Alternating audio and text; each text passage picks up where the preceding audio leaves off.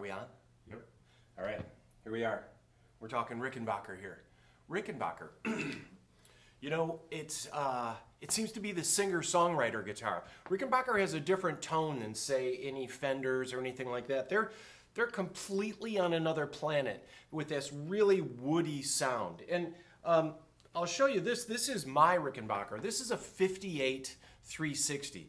Now, in this point in time, in 58, they had been making the first electric guitars, mostly steel guitars. They were famous for their steel guitars. Even to this day, we're trying to find lap steel Rickenbacker guitars, table steel, well, they didn't make pedal steels, but steel Rickenbacker guitars. But come 57, 58, they started making these fat-bodied guitars. And this is a Capri, and you can see how much fatter the 50s ones are compared to a 60s one.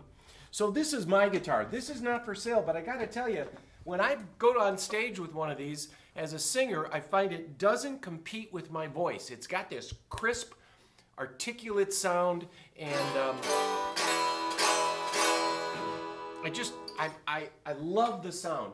And you'll find it is the sound many singer-songwriters over the years, like the Beatles, Robin Zander from Cheap Trick, our pal Pat, God rest his soul, from the Smithereens, Creedence, Rickenbacker. When you're trying to get a song across, Rickenbacker can really be that thing. If you're recording at home, Rickenbacker is going to be like here. It's going to find itself in the pocket without being so loud, having this really articulate sound. Very California, very American. This is an interesting guitar we just got in. It's a 1966 Rickenbacker, not a reissue. This is a real 66, and they called it a WB, which is with binding. You'd think they would have said double bound, but they took basically a 330 shape and bound it and added the extra inlay on it, this big inlay. I love the big inlay from a 360 as opposed to a 330 because you can see it from a mile away in a dark room. And this just came in. It was a tremolo. That would make it a 365. But to get the action down, we've installed this tailpiece, which is a reproduction tailpiece. But otherwise, the guitar is all straight. There's a small piece of binding missing right here on this one. And this will be coming up for sale soon.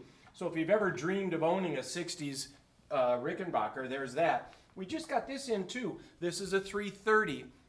Fire glow, and of course we always try to stock the bases. Rickenbackers are about a year on back order, and Rickenbacker and Vox amplifiers go together really well, but there's something about the sound.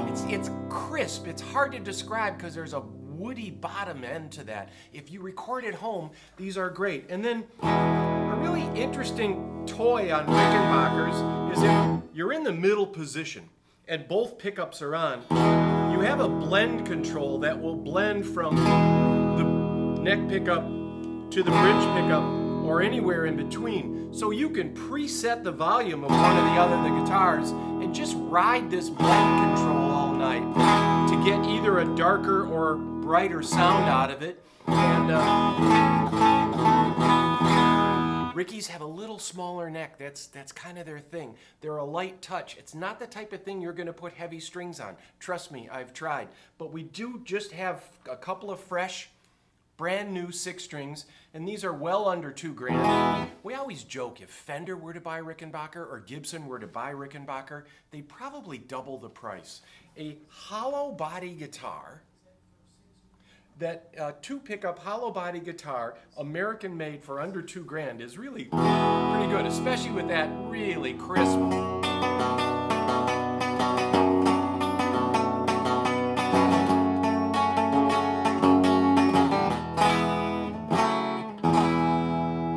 It's just such a great fun owning a Rickenbacker. So if you're home recording, consider Rickenbacker. If you've been looking for one of these, in 1966 they shipped about 20 of these W-bound. We'll have this priced for you. Do stop in. We've got lots of stuff. Stay home. Be safe. See you soon.